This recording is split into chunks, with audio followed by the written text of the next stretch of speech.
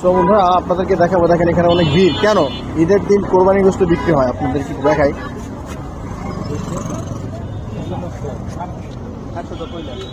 কতটুকু আছে, কত টাকা, কত টাকা? 700 কইছিলাম।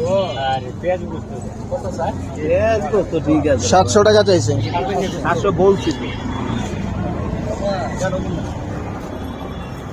দেখেন কত মানুষ এখানে, দেখেন আপনাদেরকে দেখাই।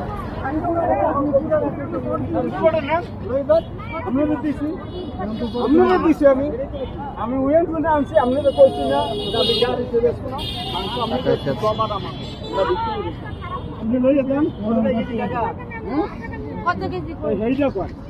আমি দিয়ে দেবো। কত কেজি কইছেন কাকা? বলবেন কি? হ্যাঁ আমি বলছি কি এখনো দেবো আপনি। কত কেজি কইছেন কাকা? কত কেজি, কত কেজি কাকা? 800 টাকা কেজি। 800 টাকা কেজি মাংস না।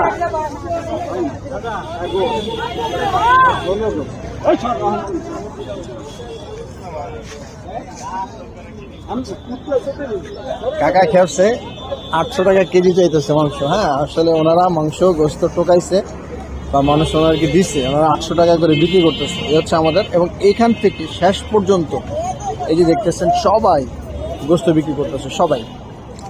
এই যে একজন বসে আছে এখানে, সবাই।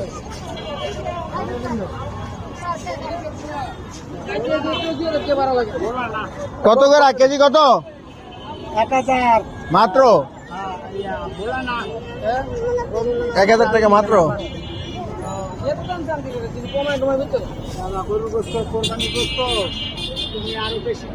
600 করে দেই, 600 ভাই।